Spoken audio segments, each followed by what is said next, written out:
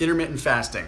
All right, everybody is always loving the videos that I'm doing on intermittent fasting. So I figure, what the heck, let's do a live broadcast. Let's address some of the questions. Let's get down to the nitty gritty. Let's get to the bottom of this, and let's really try to answer some questions. So here I am live on a Tuesday evening with the sun blaring in the side of my face, waiting for an audience to build. So if you are just hopping on, I do have one favor to ask of you, and that's that you invite as many people as possible. We got Danny, what's going on? Good to see you. We've got Dick, what's going on, my man? We've got a lot of people. Make sure that you comment where you're watching from. That way I can say hello and do my best. So I need you all to hit that thumbs up button so that YouTube sees that this is good content and we can get as many people on here so we can start answering some questions about intermittent fasting. Got a ton of people. Dr. Brule, Kevin, what's going on? Sammy, Kevin in Dayton, Ohio. We've got Jody, we've got Fausto in Orlando, Florida. We've got Denver, Texas, Mississippi, New York City, Simi Valley, California. We got San Diego, Newfoundland, Canada, Denver, intermittent fasting. You've lost 30 pounds. Awesome. Thanks for saying this is an awesome channel. Super appreciate that, guys. This is so much fun to hop on here and do these live broadcasts.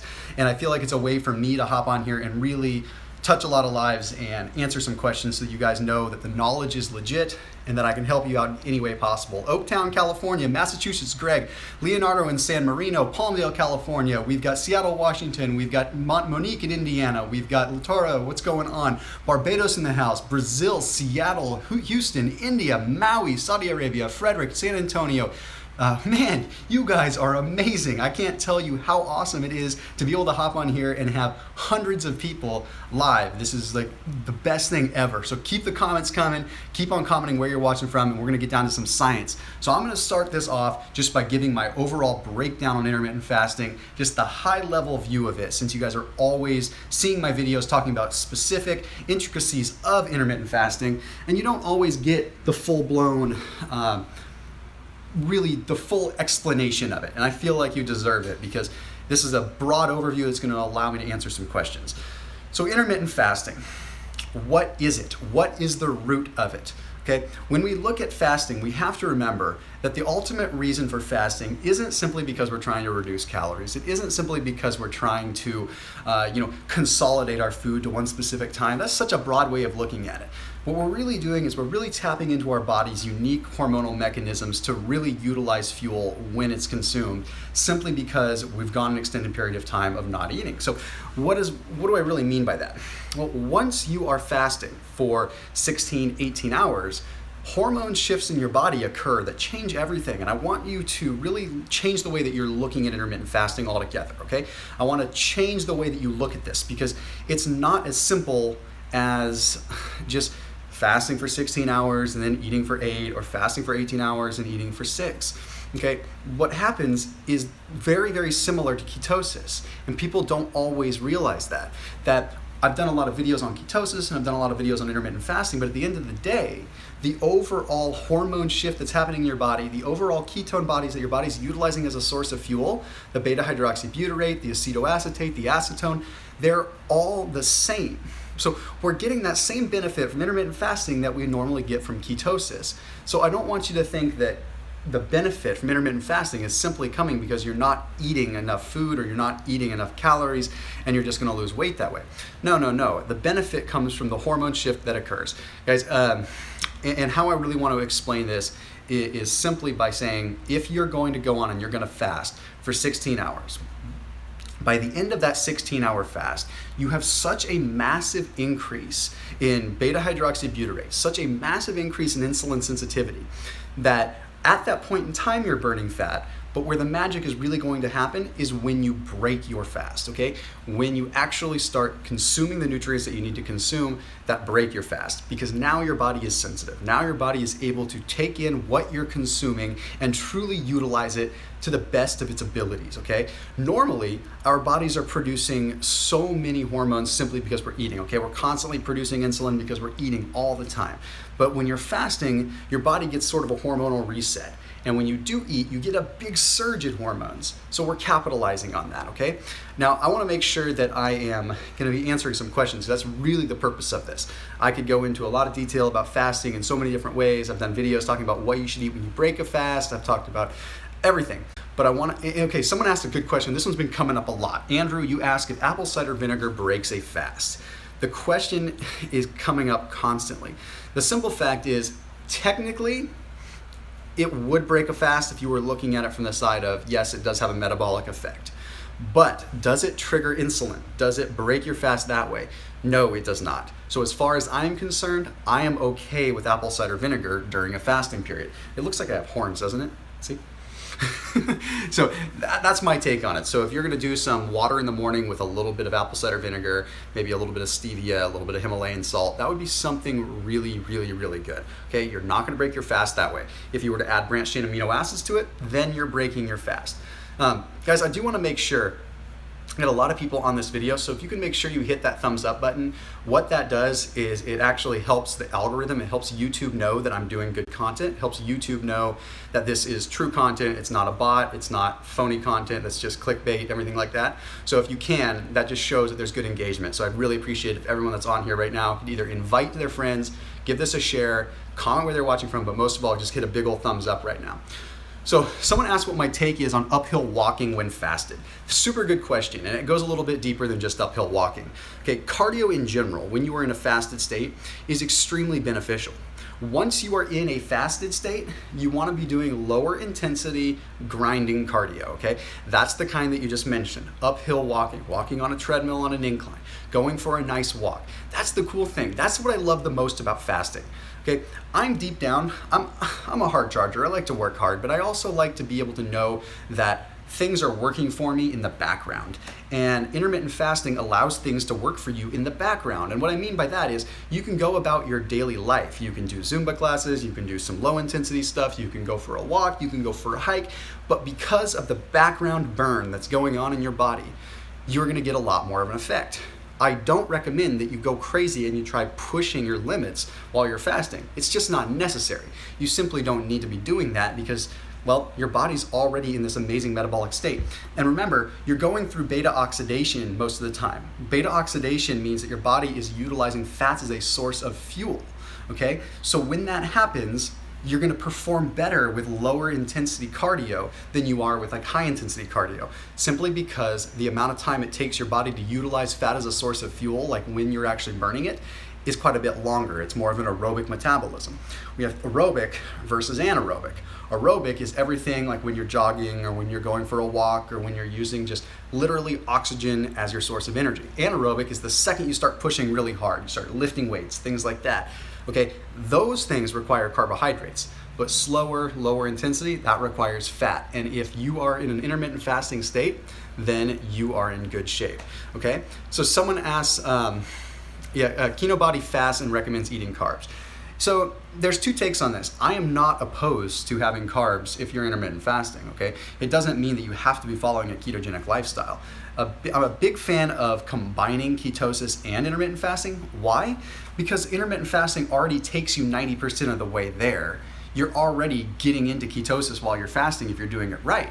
So that's phenomenal. If we capitalize on that, and then we stay in ketosis when we do actually eat by eating a ketogenic style of diet, well, just do the math. You're gonna be burning a lot more fat because you've already put yourself there. Okay, now the caveat here is if you're someone that's training like an animal, okay, you're someone that's training really, really hard, okay, and I'm talking about someone that's in there deadlifting all the time, lifting heavy weights, doing big compound movements, yeah, you may want to intermittent fast with carbs. That's just all there is to it. I'm not opposed to that. Intermittent fasting is tremendous for endurance athletes. Someone just mentions, yes, they absolutely are. It's a tremendous way to get a lot more benefit out of your endurance work, simply because, again, you're switching your body over to those gears where you're going to be able to utilize the fats a lot easier. We have to remember the hormones that are kind of working with us too, and those ketones that are working with us. Okay, someone says that, can you do vegetarian intermittent fasting? Yeah, absolutely you can. That's totally fine. You're gonna just wanna be cognizant of your protein levels, make sure that you're getting the right kind of nutrients in, whether you're combining vegetables or you're someone that's gonna be consuming meat or dairy, whatever the case may be, okay? Intermittent fasting and caloric surplus for weight gain. Yes, absolutely doable. Very big thing, because remember, your insulin sensitivity is going to be so high that you're going to be able to have a strong benefit from it. So that means if you're trying to gain weight in intermittent fasting, you can get away with it too, okay? You can actually have a lot of benefit. In fact, you're gonna be able to gain muscle without gaining a lot of fat, so that's pretty awesome. Is peanut butter good for muscle? I'm not a big fan of peanut butter simply because it's a legume and it's very, very hard for the body to break down. A lot of us have peanut allergies and we don't even realize it, okay? We're having sensitivities to peanuts that are making our intestinal tracts inflamed. They're triggering an antibody response. Okay, these antibody responses trigger a lot of havoc within our body. Okay, I don't want to go off on a tangent, but you guys have probably heard of like a leaky gut before, okay? A leaky gut is a real thing, and it's a real thing that occurs when you have a lot of inflammation that's occurring inside your body. That's why I'm not a big fan of peanut butter. I prefer going with like sunflower butter and things like that. Would supplements for fat burning help when you're in keto? Generally, yeah. I mean, they would. Green tea extract, things like that. That's gonna be really good. Carlos, you ask, how do you know if your intermittent fasting is correct? How do you know if you're doing it right? That's a good question, you know? I mean, the simplest question is you're not eating. You know, you realize you're not eating during the day, okay? So that would obviously make sense. That means you're doing it right. But you really should start to feel really, really good about 6 or 7 hours into your day after fasting. So let's say you went to bed at 8 p.m., okay? Actually, that's a bad example. That's what time I go to bed. And I know most people don't go to bed that early. So let's say you go to bed at like 10 p.m., right? All right. So then that means by the time you get up in the morning, maybe it's 6. Okay, then you get 4 hours in your day, 10 a.m., 11 a.m., you start feeling really, really good. That's really how you know it's working, okay? Because your body's now leveraging those ketone bodies, okay? The acetoacetate, the beta-hydroxybutyrate, the acetone, those things that truly help you feel the way that you feel. They increase brain function. Here's the thing, the beta-hydroxybutyrate, the acetoacetate, they can cross through the blood-brain barrier and they can actually fuel your cells in your brain. So then you end up getting a lot more energy mentally. Okay, that's one way that you know. You'll also feel that your stomach kind of it shrinks a lot. Okay, you end up feeling like a lot tighter. You feel like you don't feel bloated. That's one of the ways that you can tell. Okay, but it's really kind of subjective because it all depends on the person. Hey, real quick, you guys, can you guys make sure that you hit that like button, hit that thumbs up button for me? And also, if you can, please make sure that you give us a share and try to get as many people on as possible. One of the reasons that I like to do these live broadcasts is because I love to interact with my fan base. And I would love to get as many people on this as possible so that my fan base knows that this is what they can get, okay? They can subscribe to my channel and they can actually get some live action here. Someone says, can you do an ab check? Maybe I'll do an ab check in about 5 more minutes if people are still on. Someone says they're hitting a hard plateau. I'm gonna bring this. My wife and I are hitting a hard plateau even though we're doing ketogenic and paleo religiously. Is there a way to get over this? You know, if you're doing keto and you're hitting a plateau, one of the things that I would recommend, I'm scrolling here guys, sorry about that. Okay, one of the things that I would highly recommend is actually doing intermittent fasting 1 or 2 days a week. It breaks it up, but also give yourself a little bit of a break. And you say you're doing keto and paleo or keto/paleo, 2 big differences. So make sure you look at the video that I did on keto versus paleo, because it will help you out a lot in ascertaining what you're really doing. It's gonna be, you know, first off, you have to get definitive on what you're doing. Are you keto or are you paleo? Because if you try combining the 2 all the time, you're gonna be putting yourself in a recipe for disaster because you'll be doing keto and then you'll randomly have some fruit, it'll throw you off. So just be cognizant of that. But I would definitely recommend doing like a 24-hour fast and resetting your body, resetting your immune system a little bit. Coffee, coconut oil, apple cider vinegar, does it break the fast? Apple cider vinegar does not, but coconut oil most certainly does. It requires metabolism. Okay, even though it's an MCT, it still has long-chain fatty acids in there that will break your fast. Carnitine, beta-alanine, citrulline, malate will not break a fast. Correct, I did a video on that. I know it's bad. Does nicotine have an effect on intermittent fasting? No, it doesn't. I mean, and thank you for being honest and saying you know that it's bad. At least you're real with yourself. You should stop that stuff, man. If you eat 1 meal a day and you reach if you eat 1 meal a day, really reach a plateau eventually, is there a downside? You need to mix it up. That is a tremendous question, you know, and one that doesn't get asked enough. Okay, when you're intermittent fasting and you cut your calories down to 1 meal a day, well, what's gonna happen after like 3-4 months of doing that? Eventually, is your body gonna find a new set point? And that's gonna be your new caloric need? Well, you bring up a really good question, which brings up a very good point from me. You should not be intermittent fasting more than 3 or 4 times per week. The thing is that intermittent fasting is just like the name implies, intermittent, okay? Don't fast every day. Unless you are an absolute pro at it and you know your body, you should not be fasting every day. That's the thing. People wonder, they come to my channel, they're like, Thomas, you talk about like carb cycling, you talk about keto, you talk about intermittent fasting, which one are you? Well, the thing is, I rotate them out. And the thing is, I am keto, but I predominantly intermittent fast throughout the course of the week too. So 2 to 3 days a week I fast. That doesn't mean that I'm always fasting. That's the thing. Don't be mistaken. Intermittent fasting does not and should not mean that you fast every single day. Please don't, because you are going to slow down your metabolism. But what you need to do is use it as a tool in your arsenal that is going to help you get the most out of the diet you're already doing. So implement keto, implement carb cycling, I don't care, but make sure that you are using intermittent fasting as a tool to get the most out of what you're doing, okay? And you can also leverage it a little bit. If you feel like you know you're gonna fall off the wagon a little bit, or you feel like you need a binge meal, okay, well maybe that's a day that you intermittent fast a little bit, or you fast the day after, okay? That's things that you wanna watch about, okay? Someone asked if I'm implying a 24-hour fast or 16-8. You guys want my honest opinion on 16-8? You really do? Because 16-8 is a great place to start. And if someone is coming to me and they're learning to intermittent fast, I will tell them they may want to start 16-8. Okay, I've been working with sixpackabs.com, which used to be Six Pack Shortcuts. You guys probably see a lot of my videos there, and we're working on some stuff in the way of intermittent fasting. And they were asking my opinion on creating a program and everything like that. And they asked me what I do when I work with people and when I talk about intermittent fasting and setting up programs and things like that. And I was explaining to them, 16-8 is a great place to start because it's easy. But you want to know what 16-8 really sounds like a lot of times? It sounds like the standard American diet, okay? It sounds like the typical American that gets up in the morning, forgets or skips breakfast because he's sleepy and lazy, and then goes to work and then remembers to eat lunch. Now, I'm not saying that you're lazy or a waste if you're doing 16-8, but I'm saying that's what it kind of looks like, because it ends up looking like most people I talk to that need help with their diets skip breakfast. They just like, I don't feel like having breakfast. That's all that this predominant intermittent fasting that most people talk about is. So I'm a fan of 18 hours, and I'm a fan of 18, 20, 24 hours. Longer term fasting, yeah, because it makes a big impact. It makes a big difference in terms of what your body is doing. Most of the benefits from intermittent fasting occur after that 16-hour point. That 16-hour point is where the benefits start. So that's just my opinion on it. Now you can take it or leave it, because you guys know how I am. I'm pretty honest, and I'm just gonna tell you how I feel about things. Is there research to back that up? Yeah, there's some. There's a lot of research that shows that longer term fasts are a lot better. But there's also a lot of research that says 16 8-hour fasts, or 16 are great too.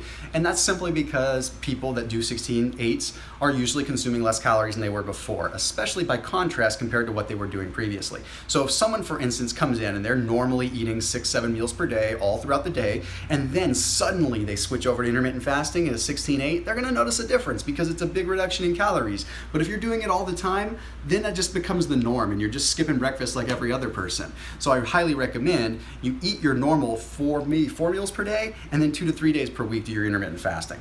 Guys, I do want to make sure, a lot of people asking some really, really good questions. So I want to make sure I get to some of these questions, and I'm going to open it up a whole lot in a minute, but I do want to make sure, again, I know I sound like a broken record, you hit that thumbs up button. It helps me out tremendously. I put a lot of work and a lot of effort into this channel, and it's the only thing that I'm really asking in return is that you share and like and thumbs up this video. And if you guys like this, I'm going to ask you a question right now, make sure everyone's paying attention.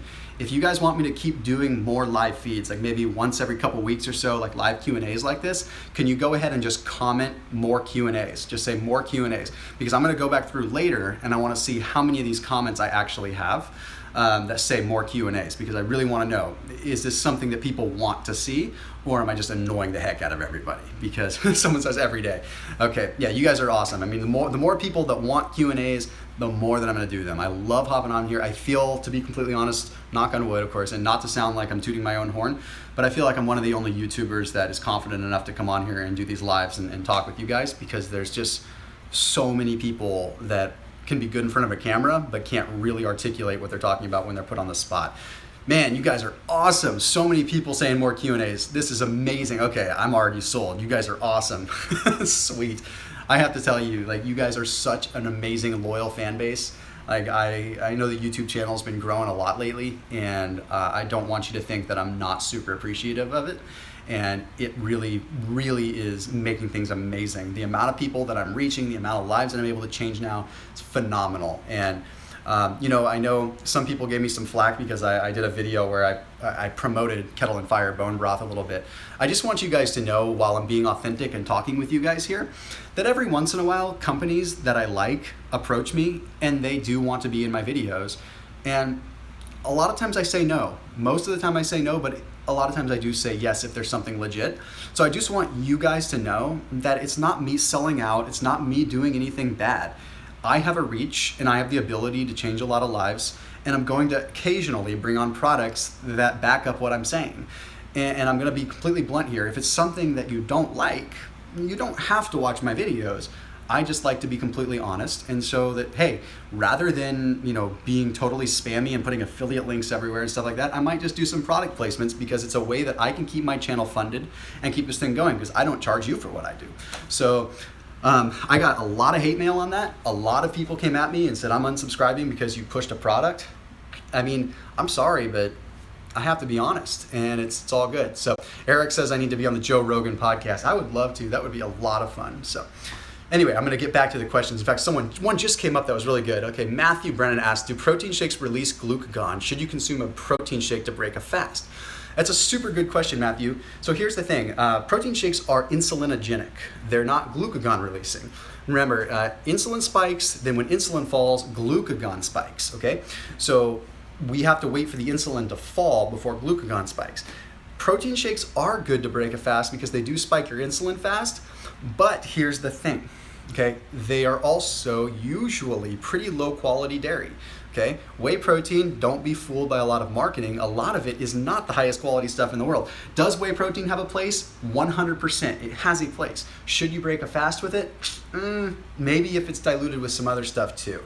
I usually recommend protein shakes as being like the second meal after a fast, okay? Second meal that you use after you break your fast, simply because that's going to allow you to have something that's stopping the process, allowing your body to get back into that absorptive phase, okay, where it's actually wanting to eat food.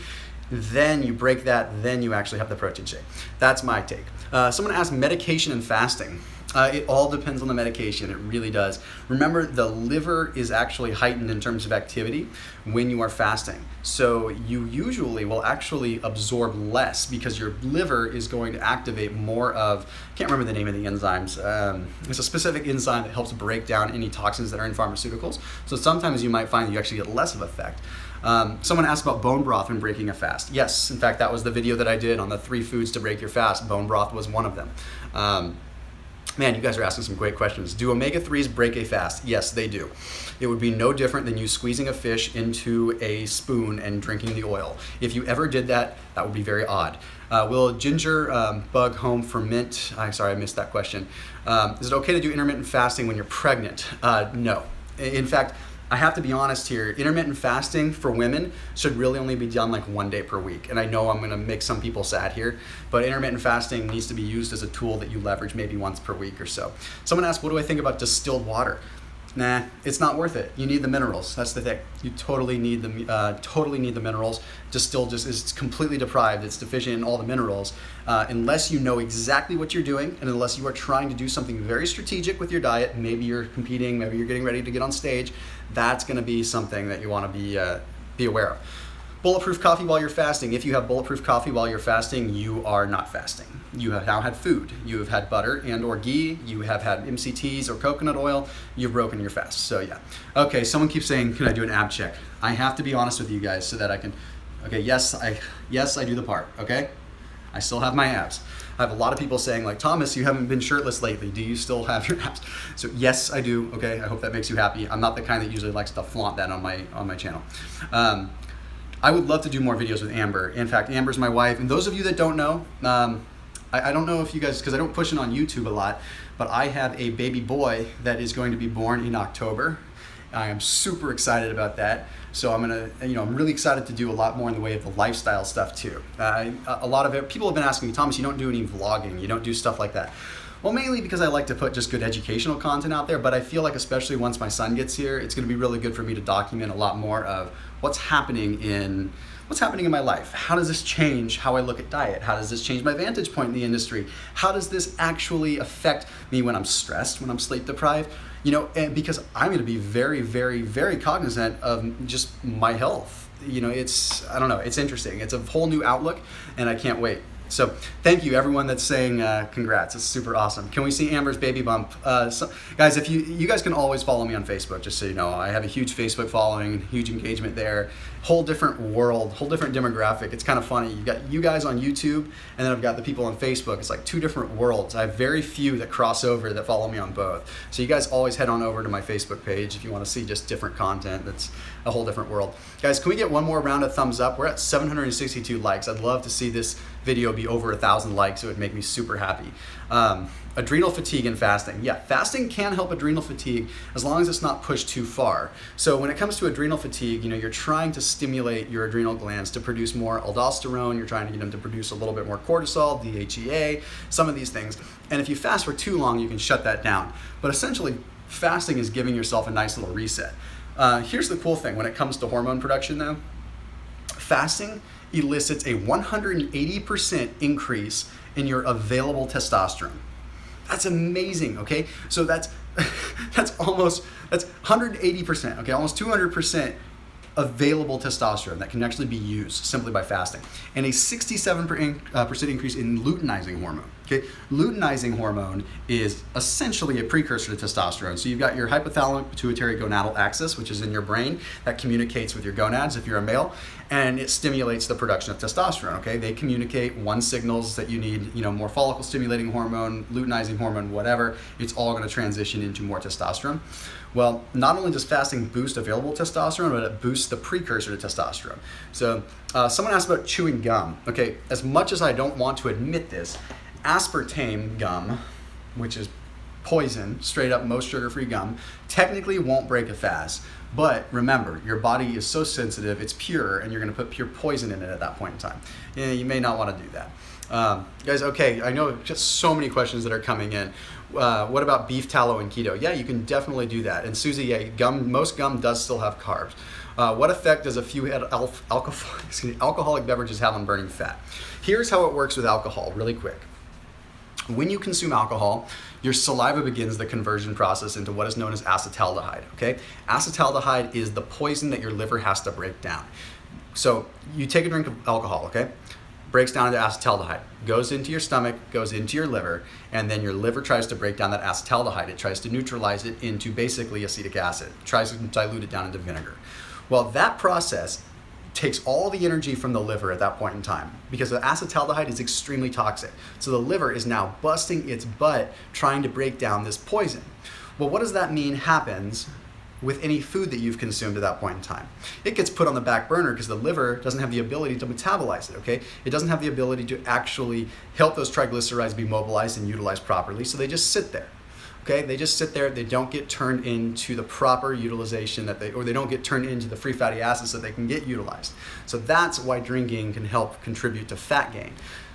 That being said, you don't have to be a zombie, you don't have to be a total like nerd about it. Just do it in moderation, and when you do drink, eat light. Do the opposite of what most people tell you. You don't need to be eating heavy foods to absorb alcohol. That's the worst thing you should do. You should have something light. You should have a rice cake, or you should have something like a little chunk of a sweet potato to help absorb it, but nothing else. What's going on in Nebraska in the house? Hey, real quick, can we get a big shout where everyone is watching from? Because I know we've had a lot of people that have come in and out of this broadcast. And I have to wrap it up before too long, so I do want to make sure that everyone's commenting where they're watching from. Lemon in your water while you fast. You probably shouldn't. You should, depends. You'd be okay, but technically it does break a fast. Cincinnati, Seattle, Costa Rica, New York, Australia, Oregon, Australia, Santa Fe, Queens, Central California, Australia, Seattle, Washington, New Orleans, Oklahoma, Las Vegas, Canada, British Columbia, Oahu, Toronto, Australia, Tampa Bay, Texas, Hilton Head, Austin, Oregon, holy cow, Philly, Cleveland, New York, Long Island, Miami, this Newfoundland, Melbourne, Maryland, San Diego. This is crazy. You guys are awesome. This is a huge audience here. Thank you guys. Japan, Houston, Ohio, El Paso, Brazil, Jordan, man, Australia, Narnia, Serbia, Amsterdam, Mars, okay, Washington, D.C., Japan, Vermilion, Portugal, Mexico, London, Clement, Lebanon, Truckee, California, been there, used to live in Tahoe, Boise, Florida, awesome, okay, you guys are amazing. I'm gonna answer 2 more questions, and I just need to make sure we get a bunch more likes again, okay? So I need everyone that's here real quick to hit that thumbs up button so we can get this over 1,000 likes. You guys got me over 100,000 subscribers really fast. Now let's get this video over 1,000 likes. Have I thought about starting a podcast? You know, I have, but it's a lot of work on top of what I'm doing right now, and I'm already doing so many videos. It's definitely a lot to take on. It would be a lot more to do. So it's something I'm definitely considering. Florida, what's going on in the house? 24-hour fast 2 to 3 times per week, too much. Yes, 24-hour fast, I don't recommend doing more than like once every 10 days. So you do like an 18-hour fast 2 to 3 days per week, maybe 2 days, and then once every 10 days, do a 24-hour fast. Someone says they're in my mom's basement. Someone says my hair's falling off. Nah, I think I have a pretty full head of hair here. Sorry. How bad are energy drinks? Definitely not the best. Do I do meal plans? You know, I don't really anymore. I mean, every once in a while I'll take on a one-on-one client, but it's just, right now time is really, really valuable, especially with the baby on the way. So any clients I do take on, it's pretty rare, and it's pretty elite. So thank you for everyone clicking the like button. How does intermittent fasting affect aging? Well, there have been a lot of studies that have shown that intermittent fasting has some pretty profound effects in terms of telomeres. So what we have to look at there is we have these things called telomeres. In fact, I produced a video on it, but I haven't released it yet. Telomeres are what are basically a portion of our cell, and these telomeres shorten. Okay, every time we eat, every time cells die off, everything like that, telomeres shorten.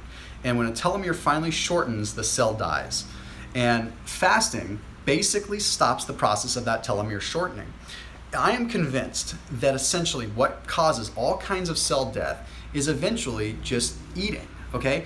I mean, we have to eat to survive, so I'm not saying don't eat, but eventually we're going to kill off our cells simply because we're constantly feeding them. They're constantly having this aerobic and anaerobic metabolism that creates byproducts, that creates free radicals, and it's going to eventually kill the cell. So fasting gives us an opportunity to actually give that cell a break and regenerate. Now, some studies are starting to show that telomeres can actually lengthen with bouts of fasting. So that's pretty insane. Which amino acids don't break a fast? Glutamine, okay? Go for glutamine whenever possible. It'll help you out a lot, okay? Glutamine's a good one.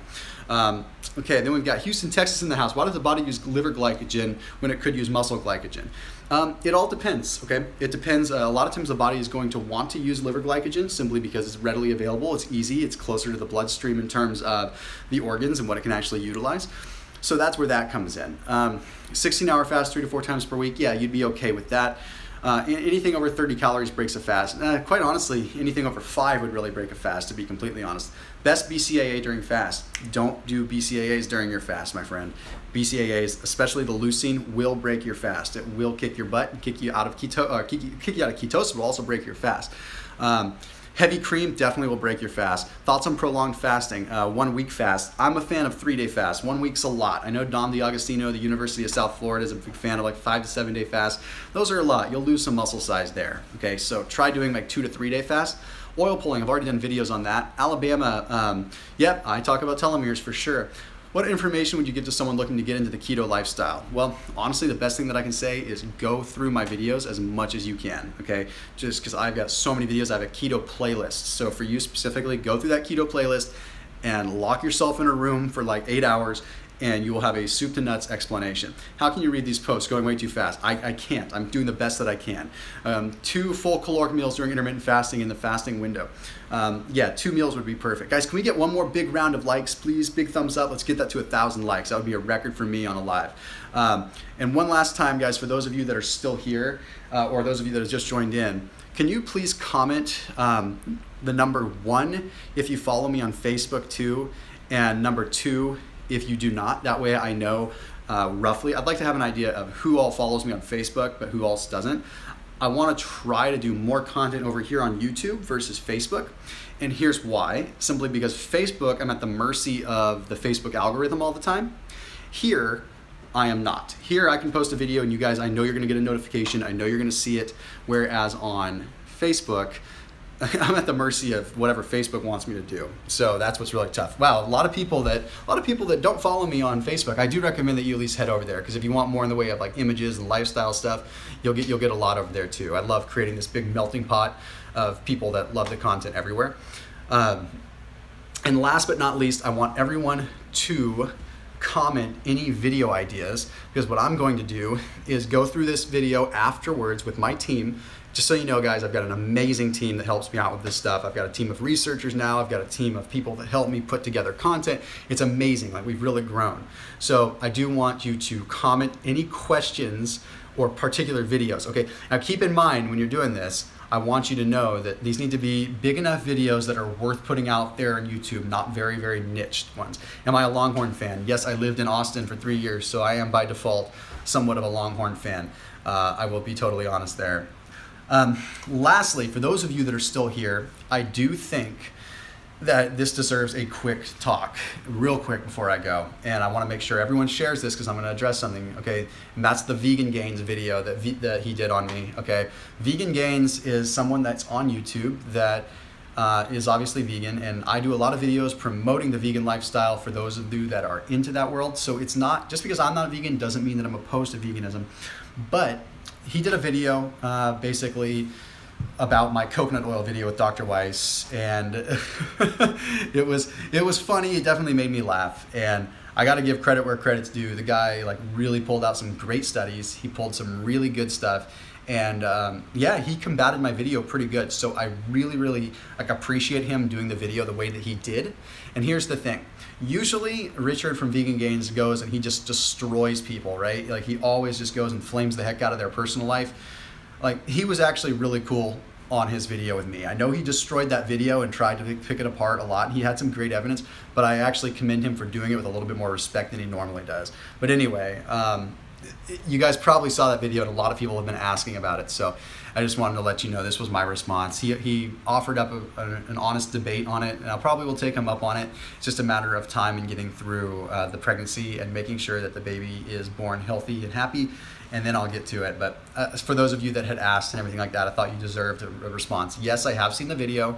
Yes, I totally watched it. Yes, I understand that he completely, defamed me and did all this stuff, but the fact is people watch him for entertainment, not necessarily for scientific research. So and I think it's important for me to go on the record that if you are a vegan, there's plenty of content on my channel for you, because guess what? One of my lead video editors is vegan. I totally have no issue with that lifestyle. I condone anyone that wants to live that lifestyle. And just because I personally don't eat that way doesn't mean that I'm a bad person, and it doesn't mean that and just because I don't hate people that do doesn't mean I'm a bad person. So anyway, I just wanted to be honest with you guys and open. So you guys are super awesome. I'm going to go ahead and sign off, and I just appreciate you guys being here. This was an amazing video, and again, keep the video ideas coming so that I know what to produce here in the future. Let's get one last big round of thumbs up, one last big round of ideas for things that you want to see in the future, and let's make it a good one, all right? You guys are awesome. See you guys soon.